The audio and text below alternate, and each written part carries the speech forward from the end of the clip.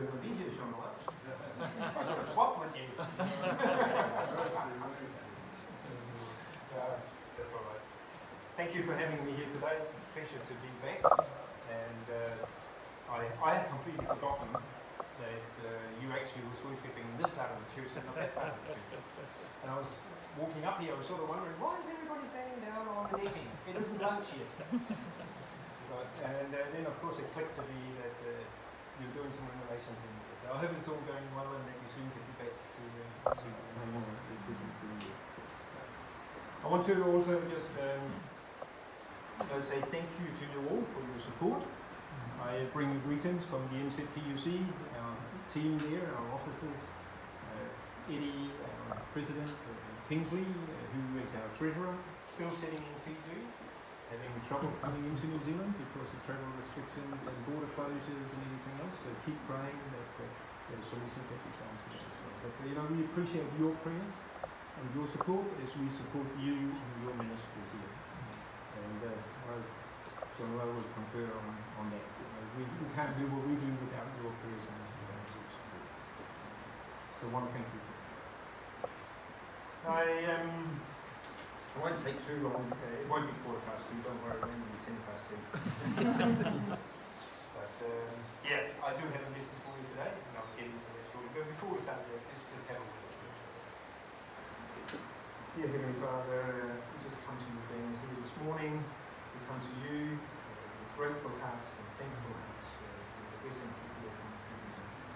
As we open your word now, and as we look at some of the things that are happening around the world and the way that we can reach out to other people, just opening our minds and our hearts, that we can find ways of doing so. Bless me as I share your word, bless the listener as they hear you here today, please. In Jesus' name. Amen.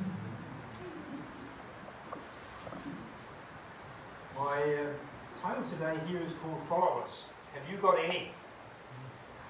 And you can think about that for a moment, and then we'll see at the end of the service here if you can answer that question in the affirmative, and if you do, what that might look like. Now, on the 13th of May in 1931, that's quite a long time ago, and in the rural area of the state of Indiana, in a little place called Crete, there was a parent family there, James and Lynette Jones. They became parents to a little boy. Now you know how it is with boys. Sometimes you like naming your children, and they did that. They named him after his father. Called him James Warren Jones, because James was his father's name. Now, for those of you who are recent parents, you have all sorts of aspirations for your children. You want them to grow up and be something, and you know that from the moment that you see them, that, this person is going to be this or that, and that's what I want them to be. And you want them to do well in life.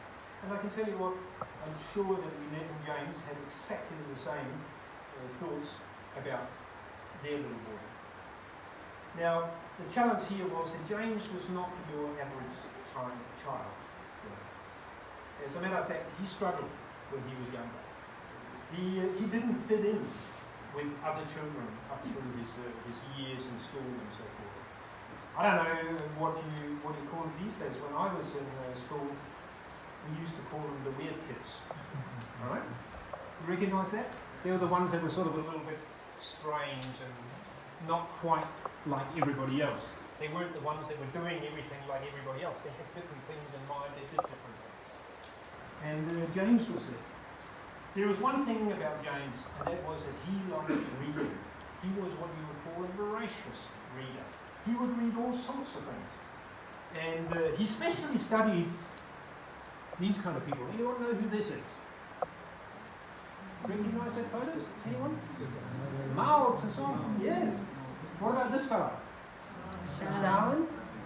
He read this fellow. It's not Moses. That's Karl Marx. That's right. It could have looked like it if you hadn't, but no, that's Karl Marx. This fellow, he would read stuff from this fellow as well. Right? And even this guy here. That's Gandhi, right? He would read these kind of people here when he was a youngster, and by reading all of these here, he developed a lot of communist views.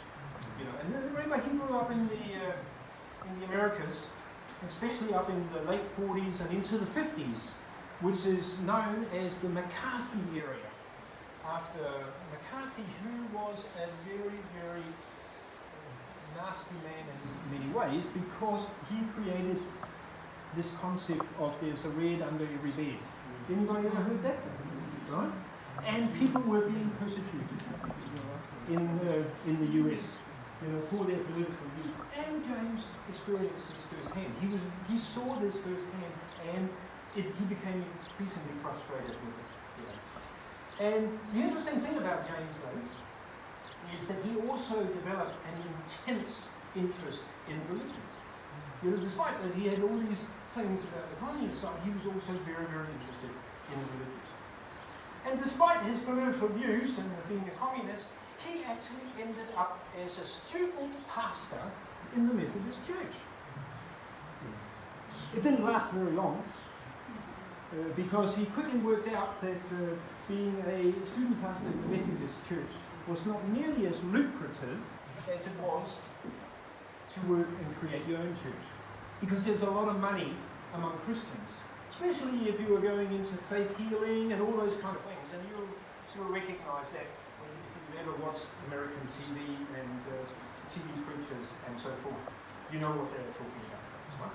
So that's where he got drawn to. So he ended up setting up his own church in the latter parts of the 1950s. It's interesting because his children in recent years were interviewed, and they were saying that his father may have had really, really good intentions early on, but by the time he got around to the late 1960s and into the 1970s, it became abundantly clear that it was all superficial. As his son Stephen said, there was nothing spiritual about my father. Nothing spiritual about my father. Yet he set up a church. Now, James Warrens Jones, or Jim Jones as you might know him, ended up creating his own church. And he created his own church, which was called the People's Temple Church. Anyone here ever heard of him? Right? You recognize him? Yeah.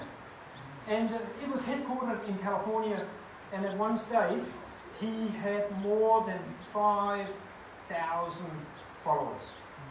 5,000 followers. Now this is the 1970s, that's before you had internet. It's the early days of television, so to do that, it was more, what could you do locally? He had a lot of contacts, this guy. Jim was very good. He had contacts with governors, he had contacts with politicians, he has contact with newspaper owners and writers and so forth. So his influence was big. He had lots of people that he could talk to, and that was one of them. Now, by 1977, he took his organisation and he moved it down to a remote geographical location down in Guyana, and he called it Jonestown. And I'm sure you all remember November 1978. It was all on the news, wasn't it? Right? 1978, 900 people died in Jonestown, in what was supposed to be, let's put it this way, in those days they thought it was a mass suicide. Recent research suggests that it might not have been as voluntarily as was originally put there. Regardless though, there were 900 people that were prepared to follow this man down into a remote jungle location in Guyana, and they were prepared to die down in there. It really begs the question to you and me today, doesn't it? Because, who do we follow and how far are we willing to go? How far are we willing to go? Jim Jones, he had his people, he had his disciples, and they were prepared to go with him. So my question is, what constitutes a disciple? Now, if you go into the dictionaries and you look it up, this is what Merriam-Webster says that a disciple is. It's someone who accepts and assists in the spreading of a doctrine of another. And generally you can comprise that into two things. Either we talk about it generally as Christians, But it could actually be of any school of any individual. And you saw that with Jim Jones, but even Buddha or whatever, Confucius, that is also a disciple. Disciple is not a Christian term in this particular case. Now, the Collins Dictionary says this: it's a follower of a doctrine or a teacher or a school of thought, and that could be religion, it could be learning, it could be art, it could be anything. You could be a disciple in that area. And the Cambridge Dictionary says a person who believes in the ideas and principles of someone famous and tries to live the way that this person does or did. So when we talk about followers and we use the word disciples in our context, where's your mind drawn to? What's the first thing you think of? Jesus. The 12, isn't it? 12. Yeah, the 12 disciples. Or the Apostles. 70. Right? Yeah. That's where you immediately think of a disciple. Yeah, that's Jesus. That's people who are following Jesus, right? Or it could be any follower of Jesus. But it's interesting because when you do read through the Bible, you find that discipleship is, and the concept of disciples is not a first century invention. It existed before the first century. And if you think about it carefully, you might be able to think about somebody who you could define as disciples. What about Jonathan and David? Would you have considered Jonathan a disciple of David? What did he do? He followed David, didn't he? And he helped David spread what David was doing. Right? What about Elisha and Elijah? Was Elisha a disciple of Elijah? Did he learn from him? Yes. What about Eli and Samuel? Would Samuel have been a disciple of Eli? Eli might not have been the best of teachers, but Samuel was taught by Eli. So the discipleship, it falls into that concept. It's somebody that we follow, it's something that we do. If you read it in the Bible, yes. If you read in Isaiah 8:16, you can look it up. It says there, bind up the testimony, seal the law among who? My disciples, my followers. This is God talking, right? He says, my disciples, in Isaiah. That's an Old Testament connection, right? It says, if you take the NIV, and now you can look at it from a slightly different perspective. The NIV says in 1911 there in Isaiah, the official of Suan are nothing but fools. Now Suan is not one of God's people, right? It's not one of God's followers. Fools, the wise counsel of Pharaoh gives senseless advice. How can you say to Pharaoh, one of my wise men, I'm one of the wise men, a disciple of the ancient kings? So even outside of God's people, you are talking about disciples in the Old Testament. The Old Testament doesn't say that disciples are only people who follow the true God. It simply talks about following. And even if you go into the New Testament, you've got Jesus at his time and the disciples. The Pharisees and the Sadducees. The Pharisees, when you know the story, the blind man who got healed, he got dragged in front of the Pharisees and was asked continuously, how did you get your sight back? How did you get your sight back? At some point, the blind man, who used to be blind, said, do you want to be his disciples as well? Is that why you asked him? How did the Pharisees answer? What did they say? No, we don't want to be his disciples. We don't know where he comes from. Who were they? They were the disciples of who? Of Moses, right? They followed Moses and what Moses had written.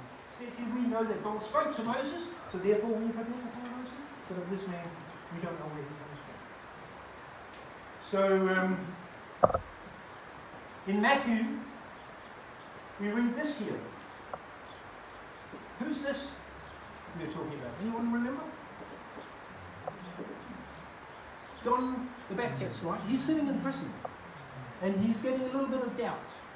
And who does he send to talk?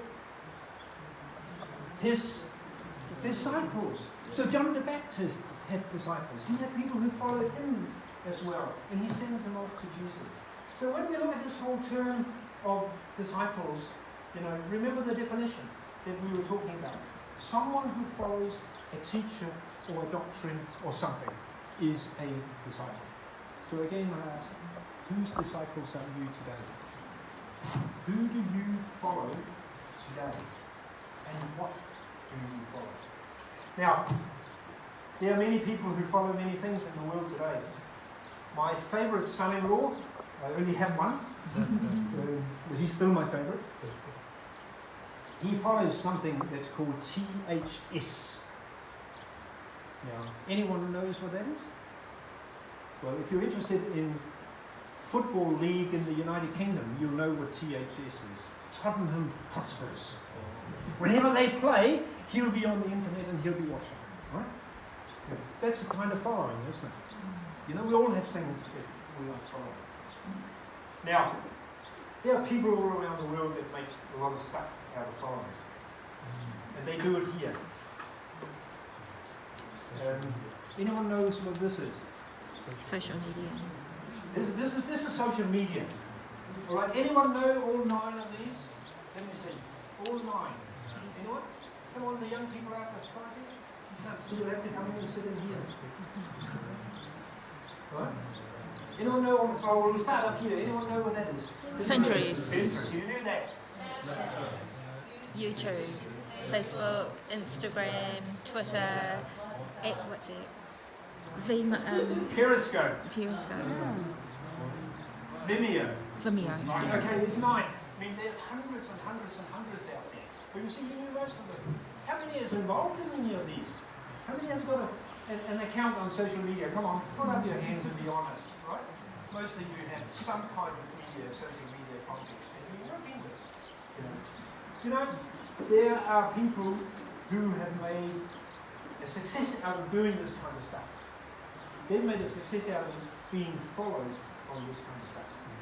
This here is a list of the 10 top influencers in social media in 2020. It's created by a digital marketing company called ICEA. Now, they work in this space, and they've gone in and they've looked at these people who have a lot of following on social media. And I wonder if you could guess who the top 10 are. We'll start from the bottom, shall we? Who do you reckon is number 10? Anyone ever heard of this name? Yes. You heard of that name? Huh? Yeah. What about this one? Anyone ever heard this name? No. Well, that's because on social media, this particular person doesn't operate under this name. He's called PewDiePie. Anyone ever heard that name? You've heard about it. You've heard about it. Interesting. I was going to say, most people that would have heard about this person would have to be under 30 or something like that. Is that right? Probably, because what does this guy do? He comments on things like internet games. He makes comments and videos that deals with that, right? Now, this particular gentleman, he has 228 million followers across the top 3 social media sites. He is the number 1 single individual on YouTube. He's the one person that has the most followers on YouTube as an individual. There's only one site that has more subscribers than what he has on YouTube, and that's an Indian music site owned by a corporation. He has over 110 million subscribers on YouTube. Not only that, he makes good money out of it. It's estimated that he earns about 16,000 New Zealand dollars on YouTube every single day from advertising revenue. 110 million people follow him. Now, what about this one? Anyone know this one? Yes. Right? This one? Yes. Oh? You know this one? Yes. This one? Yes. And what about that one? Yes. Oh, yeah. Yeah. It's amazing how many you know, isn't it? What about this one? All right. Now, who do you reckon is number 1? And it's not Donald Trump. Who do you reckon is number 1? You'll be surprised. Anyone? Number one is a gentleman who has made fame out of being really, really good at juggling a piece of pigskin on your foot. It's a football player. This fellow. This fellow. Now look how many followers he has. 407 million estimated followers on social media, top 3 social media sites. 400 million people. Now, let's do a little bit here out of this. First of all, if you look at that list, 8 of these people are definitely what you would call entertainers, aren't they? It's all about music or actors, isn't it? You could argue that 9 of them are entertainers if you include the number 9, the fairly sheltered PewDiePie, because he's commenting on games, right? Or 10 because football is really about entertainment, isn't it? So the world is following entertainers, right? It is. It's following entertainers. Not only that, but if you do your maths and add these together, 400 and 300 and 317 and 316 and 297 million, what do you end up with? You end up with 2.7 billion people are following these 10. That is 1/3 of the whole world's population being following these 10 people. 1/3 of the whole world's population following 10 people. 10 people. It's mind-boggling, isn't it? Mind-boggling.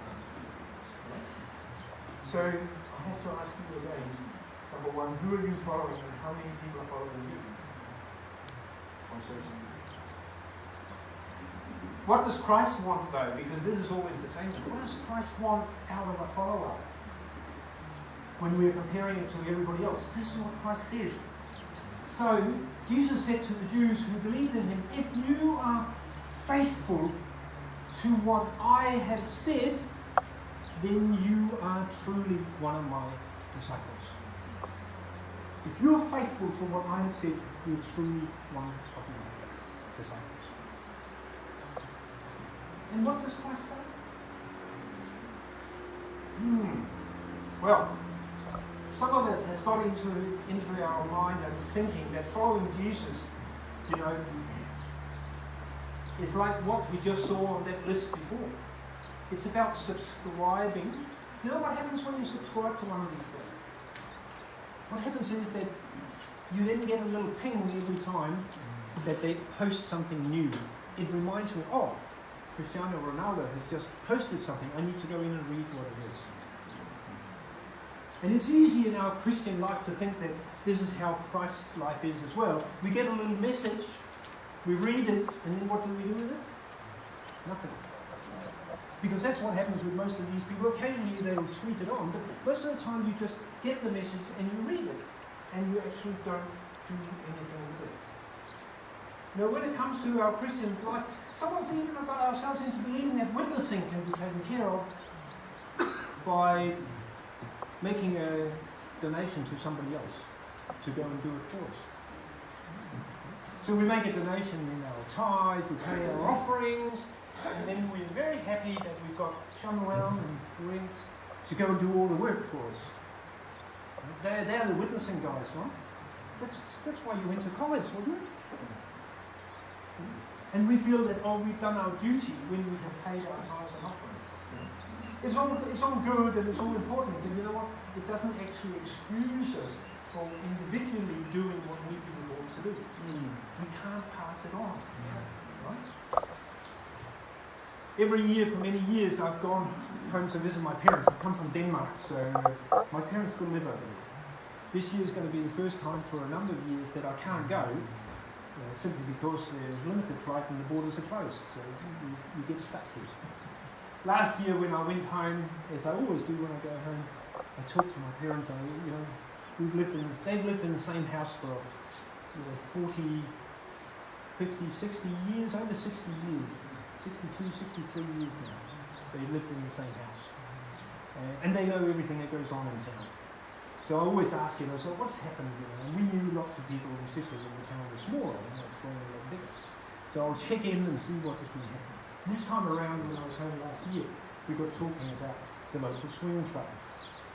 And my mum was saying, oh, they're about to close. And I said, oh, you're kidding me.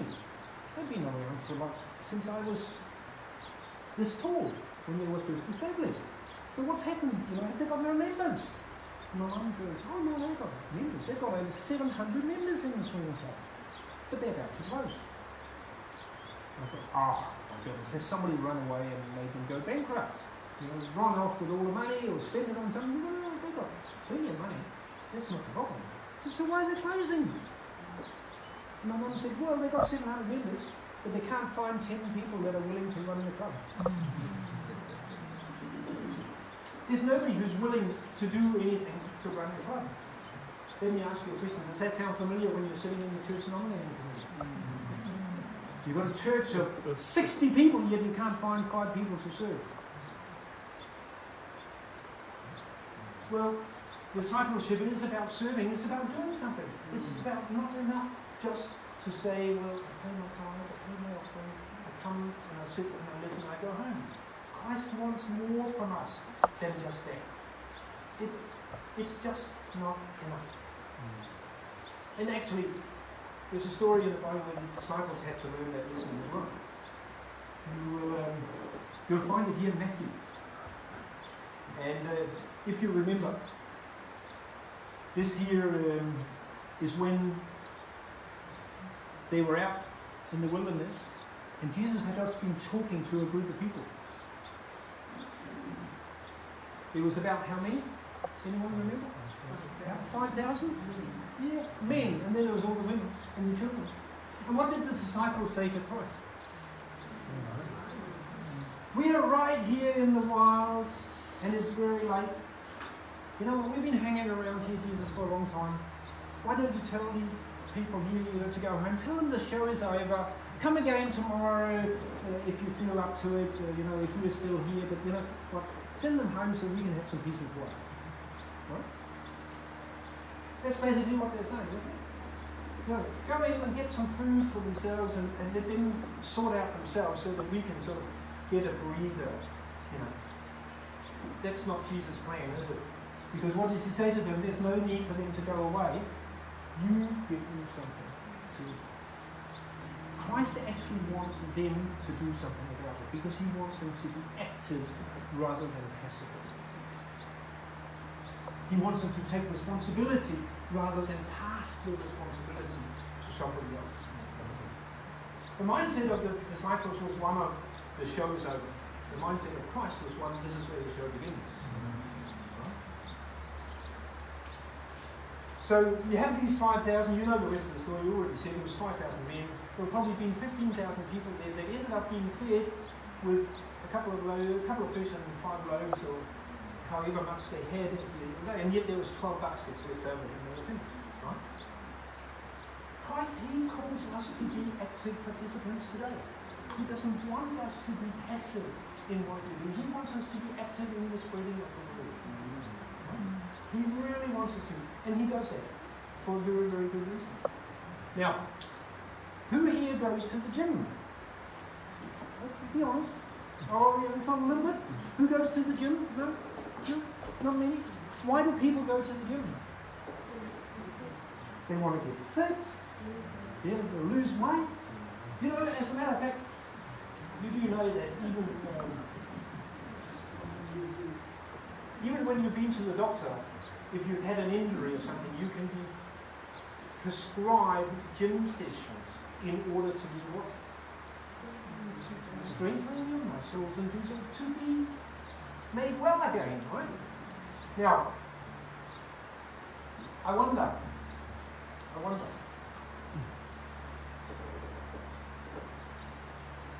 Faith is just like a muscle, isn't it?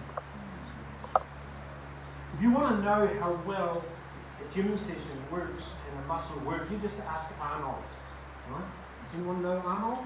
Schwarzenegger. Right? He'll tell you that when you work your muscles, they will grow big. If you stop working them, they will grow. And that's why people get to the gym. Now, I can sit on the sofa at home and I've had to do that in recent times because of operations where I've been physically unable to move. And I can sit in the sofa at home and I can do, have you ever heard about visualization? What does that mean? It means that you imagine things, right, in front of you. Just imagine you're sitting in the sofa at home and you're imagining now that you're in the gym. You think you're on the treadmill and you do lift the weights and you push the bars and squat and all those kind of things. Now let me ask you a question. Sitting on the sofa and doing all these things, how much does that actually physically do for your muscles? What? Nothing? You're kidding me. The brain muscle gets worked. Surely it builds up muscle. You're doing all the right things, right? So why are we happy doing that with our faith? Sitting at home in the sofa thinking about all those things. We'll read the Bible 10 times over from start to finish and back again. Right? It's all good. No question about it. But what good is it if I don't go and share it with anyone? How do I build my faith by just doing it for myself? Faith is like that muscle. It wants to be exercised. And that's why Christ says, go and do these things. Don't just sit on it, but go and do it.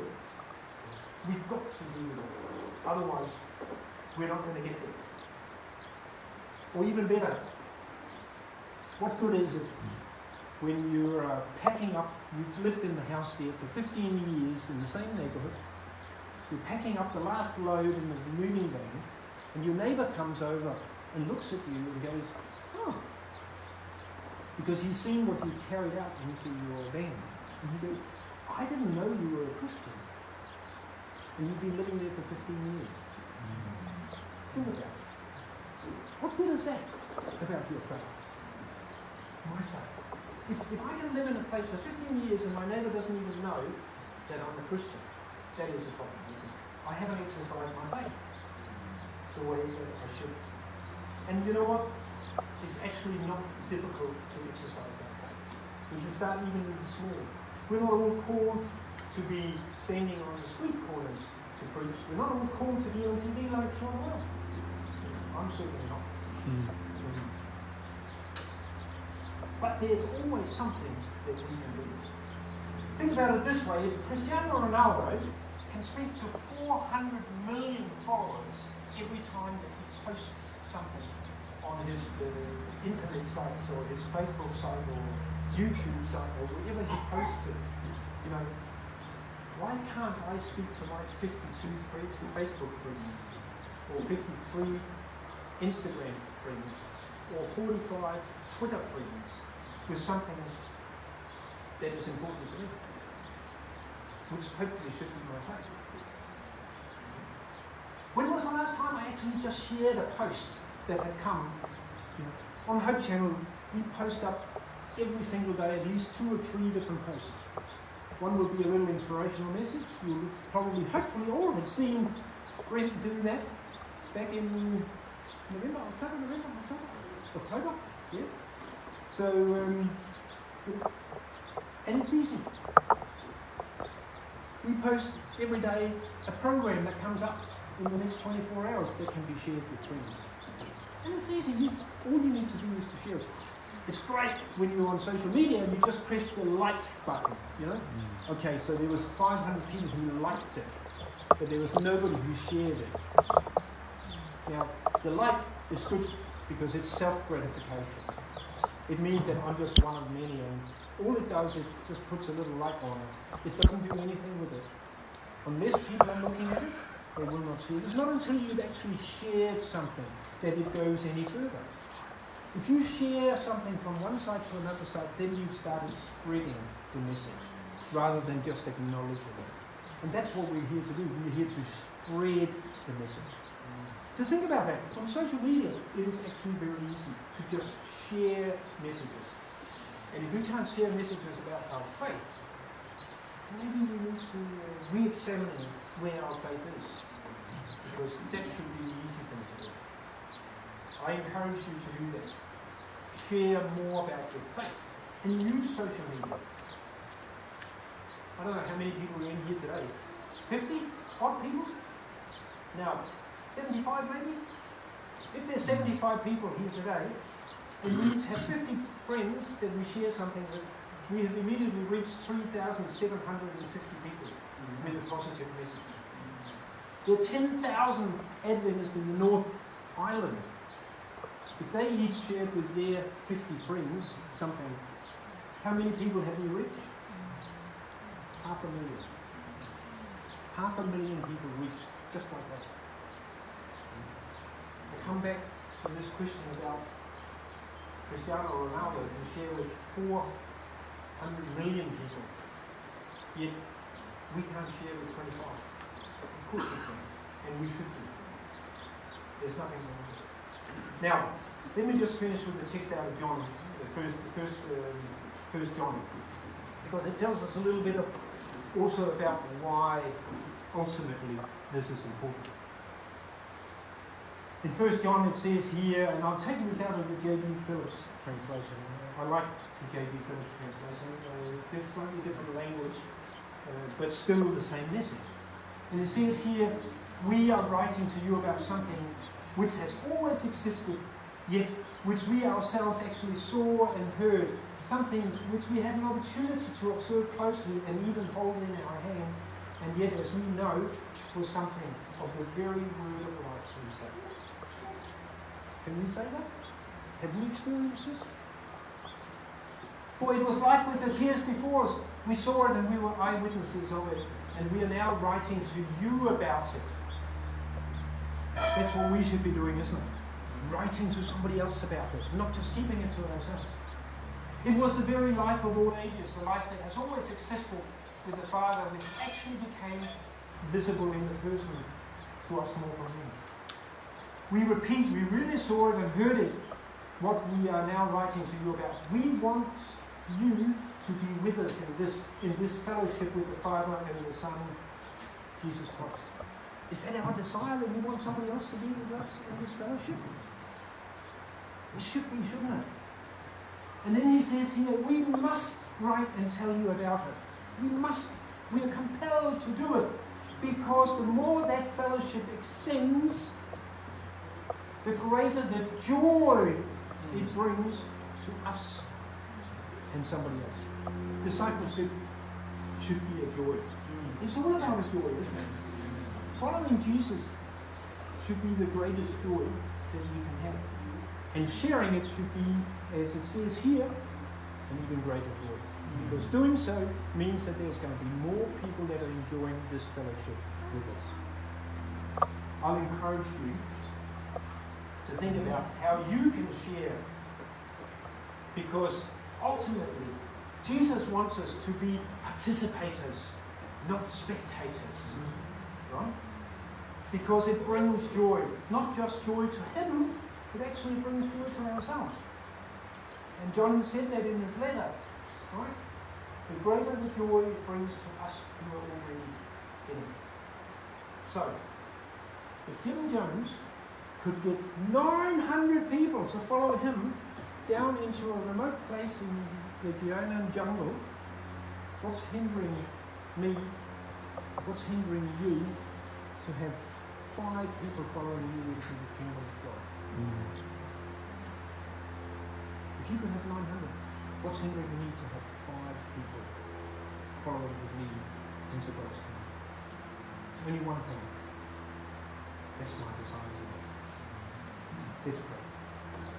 Dear Heavenly Father, you have called us to be disciples. You've called us to be followers of you. And you have called us to do so because it brings joy not just to you, but to us.